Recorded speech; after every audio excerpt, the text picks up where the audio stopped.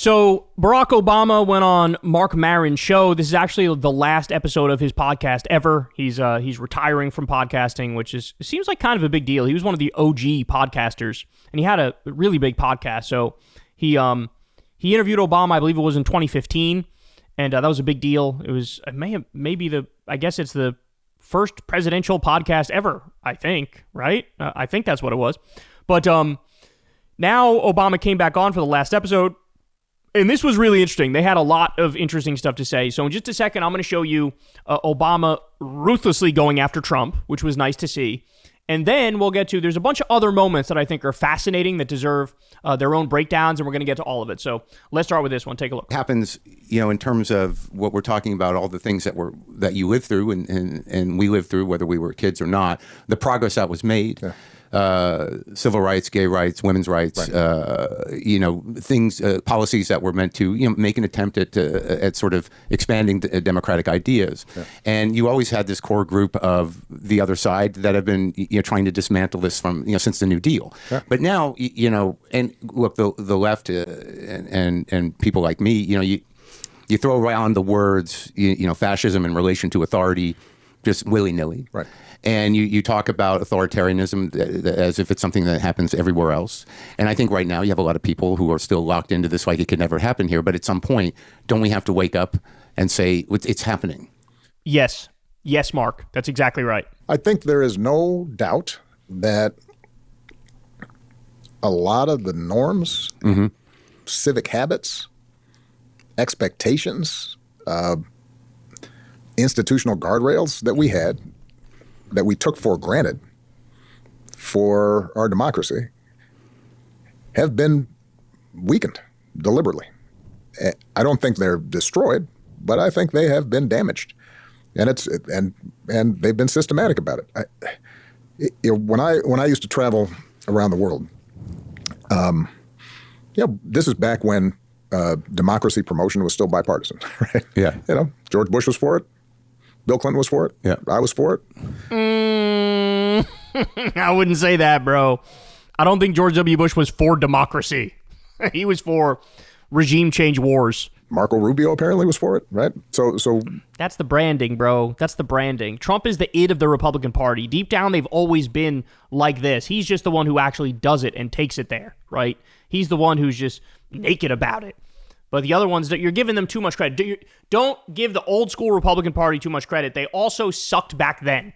The Iraq War, torture, Abu Ghraib, Guantanamo Bay, wasting $7 trillion, killing hundreds of thousands of innocent people.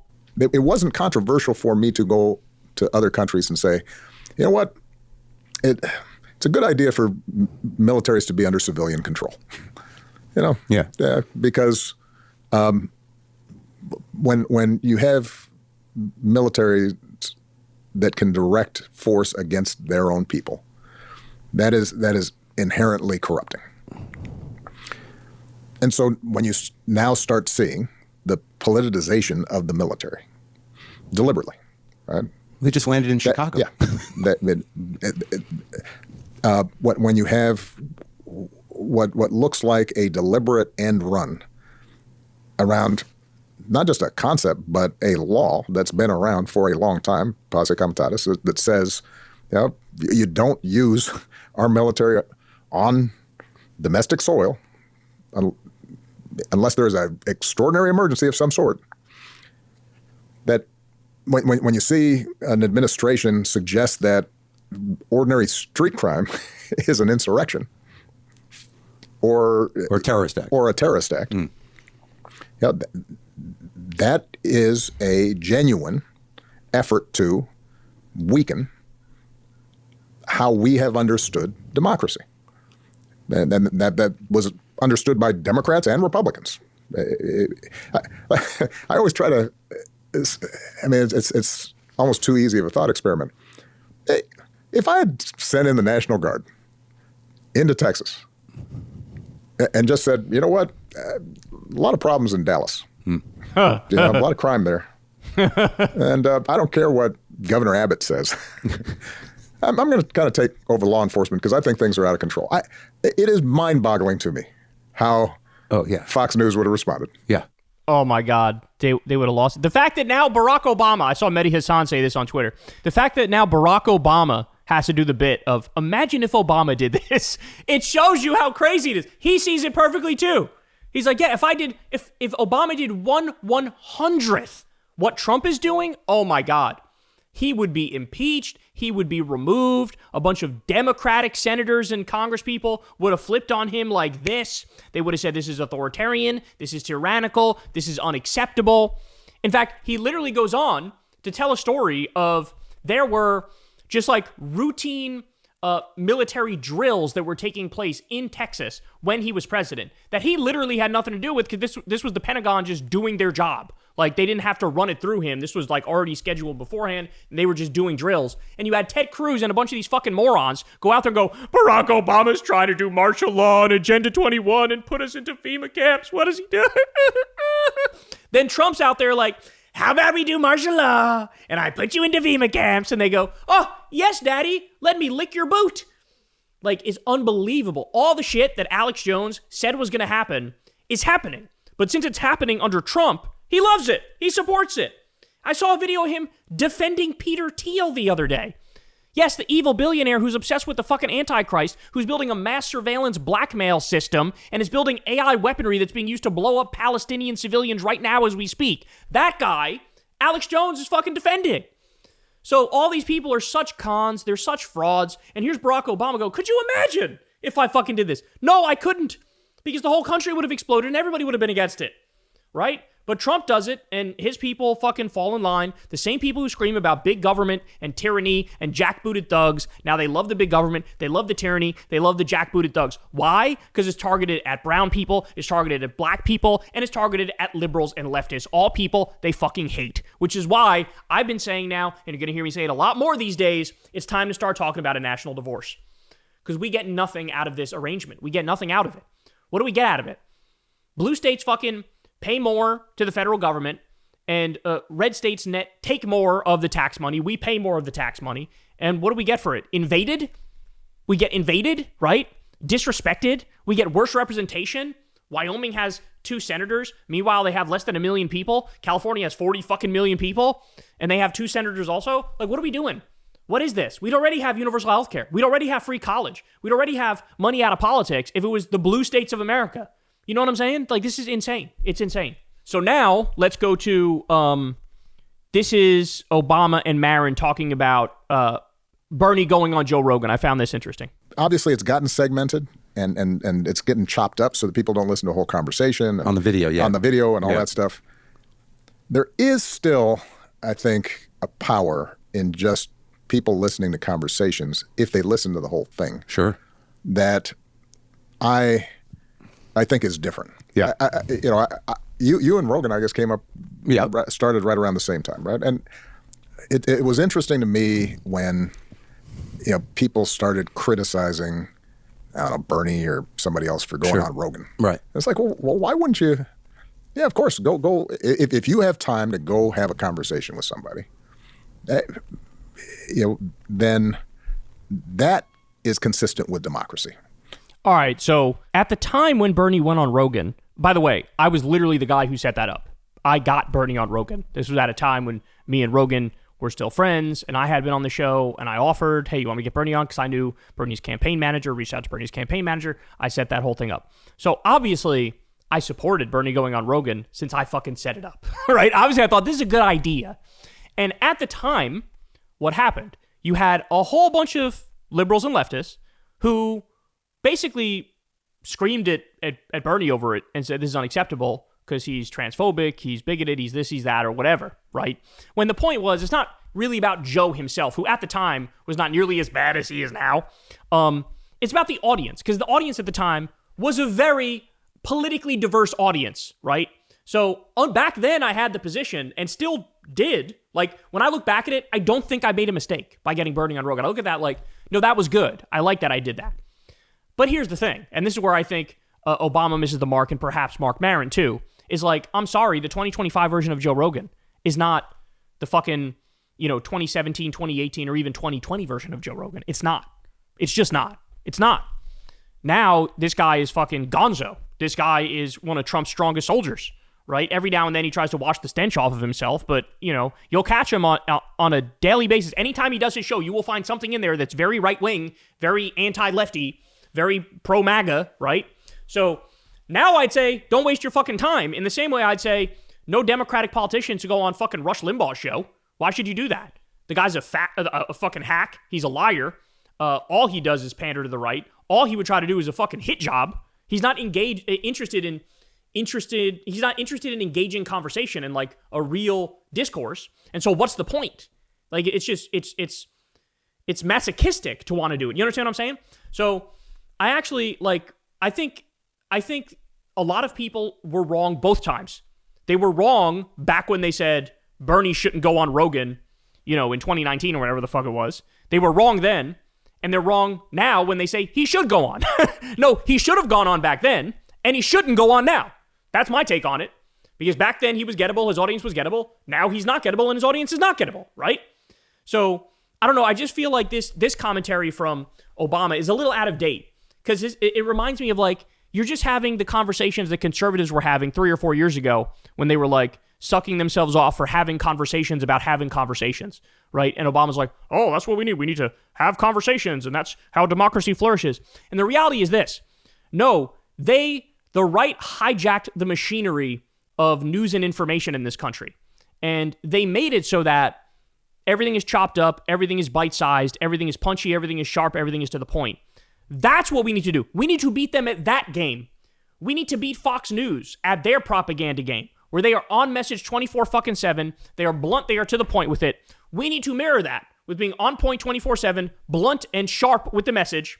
And we need to dominate. You need to dominate TikTok. You need to dominate YouTube. You need to dominate all these outlets. In other words, let's stop pretending like, you know, civil discourse is just casually still a thing in 2025. It's not.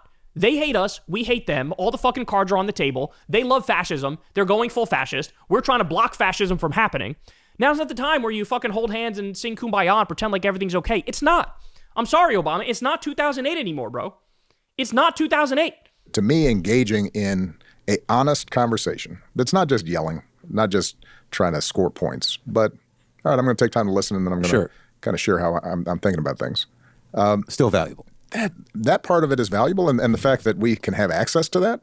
How many people in the political landscape are actually interested in real conversations? They're just not. Like, maybe there's 2% of people who would, but most people are solidly on the right or solidly on the left if they consume political media, and they want to hear, in the case of lefties, I think they just want to hear the truth. In the case of right-wingers, they want to be fed their fucking confirmation bias, and they want to trigger the liberals, hate the liberals, and suck off Trump. Right? So, I don't know. They talk about it in this very idealized way. Like, well, everybody's reasonable. Everybody's like, no, I'm sorry. That ship has sailed. And this probably gets to the next point, because he kind of, everything he's saying here, I feel like is very outdated, and I feel like is off the mark. And there's almost a moment here where he sort of recognizes that. Watch this one. Because part of what also happens is, as you get older, Michelle and I joke about this, no matter how much you want to pretend otherwise, you're starting to get a little out of touch. You're not completely, plugged into the zeitgeist. And it happens naturally. I think that's probably the most incisive thing he said in this podcast. It's true. He is out of touch, right? Like, he was the guy for the moment in 2008. He struck the right nerve, struck the right chord in 2008 and in 2012. And now he just feels a little dated, right? It just feels a little dated, like the sort of intellectual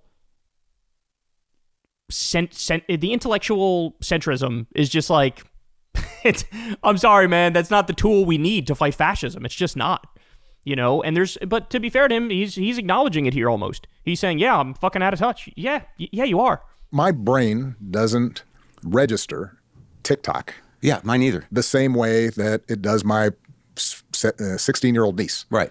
To be fair to him on this, I really think that the fact that TikTok hit such a chord with the younger audience, I really do think that's a symptom of the fact that there's a war on your attention span, right? I just think people who are older generally have better attention spans because we haven't rotted our minds on fucking an algorithm that tries to hook you into like 17-second videos that you can't sit there. God forbid you sit there for a 4-minute video. No, it's got to be 17 seconds or I'm cooked. So I don't even think this isn't the best example of him being out of touch is my point. Like that just means you have a better attention span than the younger people. You got to get a guy to do it for you.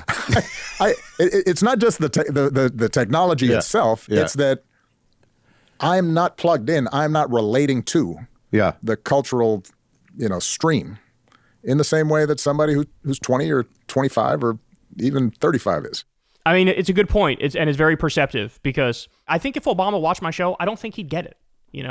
I don't think he would see it the way you guys see it. I don't think he would get the urgency of the moment, and he seems to not get the real urgency of the moment. You know what I'm saying? There's still like a little bit of a calmness to him about it, as opposed to, no, we need that like revolutionary spirit in this moment. And I guess it's just not who he is. All right, but I still got more for you. So now let's get to their commentary on the last election. There's been a lot of postmortem about Democrats and progressives, and I saw your stand-up where you said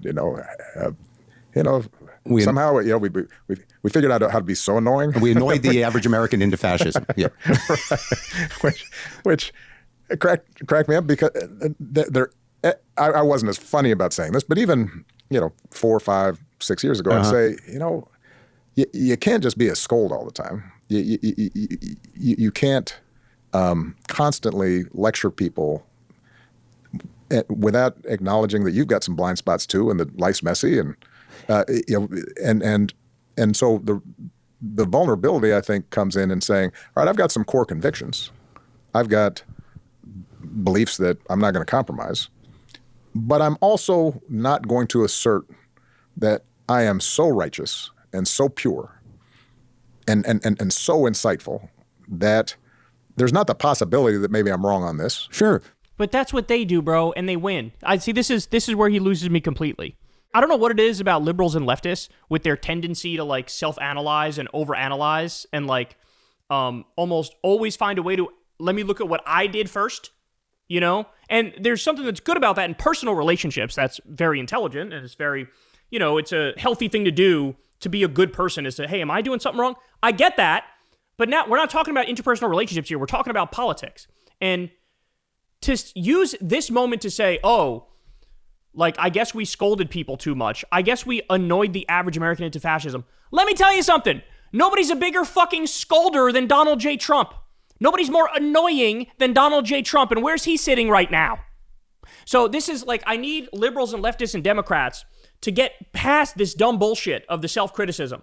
The worst criticism I have of the Democrat I hate the most is nothing compared to my criticism of the best Republican. The worst Democrat in the country is going to be better than the worst... my dyslexia is kicking in. The worst Democrat in the country is going to be better than the best Republican in the country at governing. Right? And so all this like, oh, we annoyed them and we scolded them and that was the problem. Again, the most scoldy people in the country are MAGA. The most annoying people in the country are MAGA. The ones who have never done any self-analysis ever is MAGA. So I think it's time for us to sort of fucking put our nuts on the table here and go, no, fuck you. I'm right. You're wrong. Universal healthcare is good. It's not bad. Free college is good. It's not bad. Ending the wars is good. It's not bad. 4-day work week is good. It's not bad. UBI, Social Security for all, is good. It's not bad. Raising the minimum wage is good. It's not bad. Medicare, Medicaid, Social Security, it's good. It's not bad. Like, fuck off. What you're doing is bad. Invading fucking American cities with the U.S. military is horrible. It is fucking criminal. Building concentration camps and rounding people up and pushing them in there. ICE Gestapo thugs fucking torturing people and shooting priests in the face with pepper balls. A trade war that's spiking inflation and unemployment. All of this shit is horrible. It's fucking terrible. And it's time we stop fucking like, am I hurting your feelings by being giving you a little too much truth? Like, fuck you. If you don't get it, if you don't like it, that's your fucking problem. I'm just a medium for the information and the facts. If you don't fucking like that, that's on you. That's not on me. So I'm sorry, but there's something in the nature of the liberal and the lefty and the Democrat that we need to break free of. And it holds us back, right? Like I can't, to look at an election where Trump is talking about fucking Arnold Palmer's dick, right? And talking about, legal immigrants eating cats and eating dogs. To look at that and then go, well, what did I do wrong? It's like, no, maybe the solution is be more authentic, be a little more loud, be a little more aggressive, be a little more scoldy, be a little more passionate. Like, hey, here's what I believe, and I'll fucking stand on this 10 toes down. That's what we need. We need that fucking swagger. We need that aura, as the kids would say. So I just think this analysis is just wrong. It's too, like, are we really having the conversation in the year of our Lord 2025 about, like, nitpicking ourselves as we have, like, the far right fucking goose stepping through Washington, D.C.? Is that really what we're doing? Trump is, like, crypto scamming his own fucking supporters, and I'm supposed to sit here and say, well, maybe that thing I said hurt your feelings. Like, get the fuck out of here. Okay, but now we'll wrap it up on this one. Now they talk about Gaza. Here we go. Beliefs, but there was a compromise that could be met, and that tolerance in and of itself is conditional to democracy working. Yeah. Forbearance, I think, is the formal term that political science uses. You have to put up with folks. That's right. As long as they're not actively hurting you. Right. You've got to put up with them. And you can battle them, and ultimately it gets sorted out in politics, and the winners get to move their agenda forward, and the losers lick their wounds and come back later. Yeah. But there's always that sense of, but we're not going to call each other vermin. Right. And we're not going to try to crush you if you lose. That's right. But we're not going to target you. But the brains have been, broken, through exploiting grievance and anger. And, in talking about the left, that the fact that so many decided to not vote out of protest because they didn't feel that the situation in Israel, the ethnic cleansing of Gaza and whatnot, was not going to be dealt with by Kamala, or however that goes. So you get this protest vote of people not willing to make a compromise for what you used to talk about as the incremental progress. Yeah. Well, and look, that's the thing that I spend a lot of time talking to younger leaders about this. Yeah. And there's no simple solution to it, but I will say that part of what a liberal democracy requires is an acceptance of partial victory, right, and not perfection.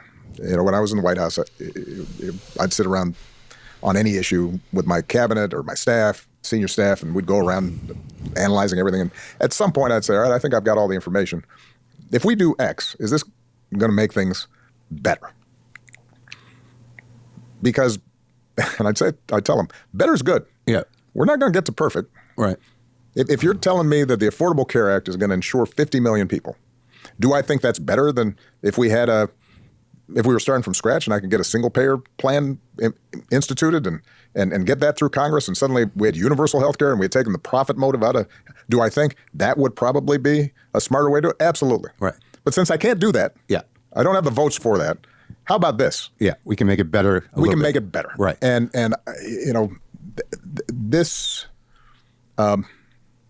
this sense that things aren't worth it unless we get everything we want.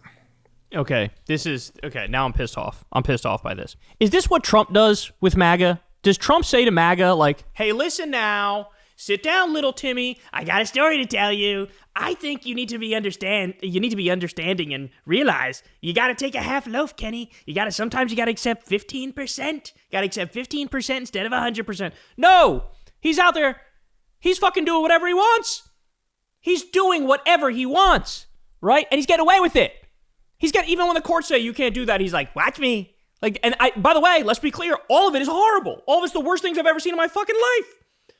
What Democrats are yearning for in this moment is a lefty to come along and say, with the same sort of swagger and certitude of Trump, but on our side say, no, we're actually going to do the good things, and there's nothing you're going to do to fucking stop us, right? We're like, look, here's the thing. Everybody understands to one extent or another that, yes, compromise is a thing. It exists in the world. It's hard to get everything you want through. Yes, of course. But, like, you have to give people the feeling that you're at least trying to get the actual ideal policy. Because if you don't, then people feel like, well, what's the point? Like, what's the point if you're not going to make because this is the way negotiations work, right? You make the passionate argument for, I want the whole loaf, I want this whole fucking thing. And then they go, you get none of it. And then you go, no, I want the whole fucking thing. They go, you get none of it. And then eventually whittle it down and maybe you get 70%, right, of the loaf. But, like, if you go into it saying, well, I want 50%, and they go, you get none of it, then you agree at 25% or 20% or whatever the fuck, right? And it's like, I think that's what Obama, he said he was out of touch. This is definitely out of touch. Because he doesn't realize that he's giving off technocratic weakness right now. He's giving off incrementalist weakness right now. And the other thing is, like, it's always like strawmanning the people who are to their left, because they act like it's unreasonable, like the pro-Palestine protesters were unreasonable, when literally their point was like, hey, Biden and Kamala, please stop arming and funding a genocide. I just scrolled through social media and saw a baby with its head blown off and saw another caught underneath rubble and bleeding out and dying. And I just saw a World Central Kitchen worker get murdered.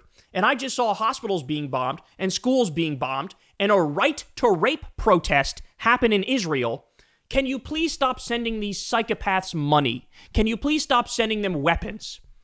And then you have, Kamala on the campaign trail basically not breaking from Biden, who's arming and funding the genocide.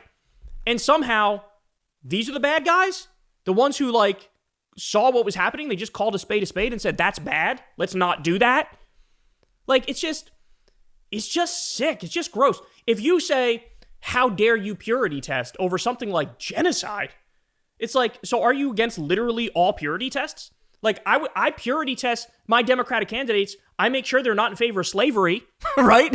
If there's a Democrat running and they're in favor of slavery, it's like, I think that's disqualifying. I would say that's disqualifying. And I'm sure Obama would agree, and every Democrat would agree.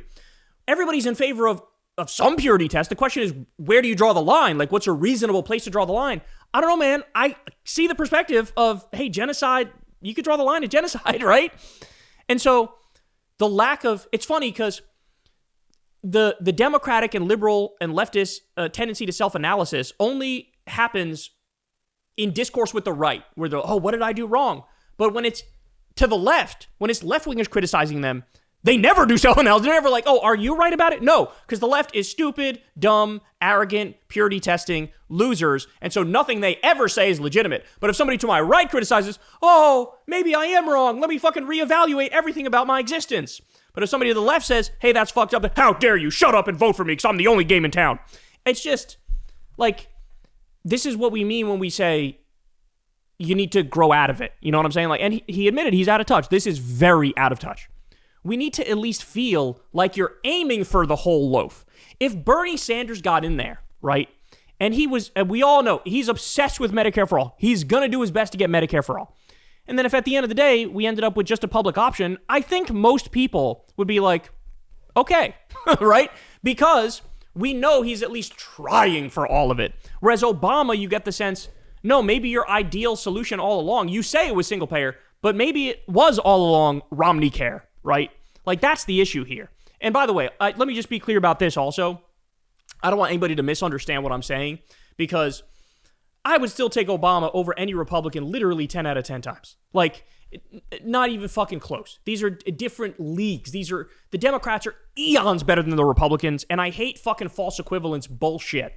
Having said that, we need the centrists in the party to have way more humility and to realize that, hey, no, maybe the way you actually take fascism on directly, which is what MAGA is to go hard left, is to do a clean break, is to draw lines and say, I'm not moving a fucking millimeter towards you, bitch, right?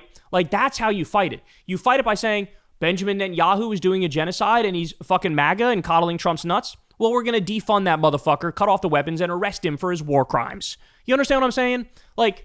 I don't know. This just strikes me as very chicken shit. He goes back to this elementary school rant of well, we can't always get everything we want. And it's yes, but you have to at least try and fight. Look at Trump. Trump is fucking getting everything he wants by just doing it, right? And there you are yeah, but the rules and the fucking system and the regulations and it's and this is why, people feel deflated on the left.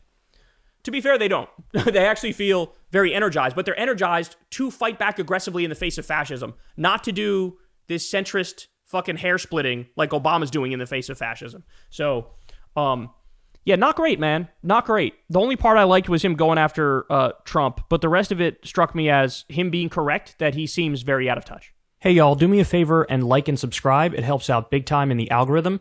Click the bell as well for notifications when videos drop, and watch that video on screen right now.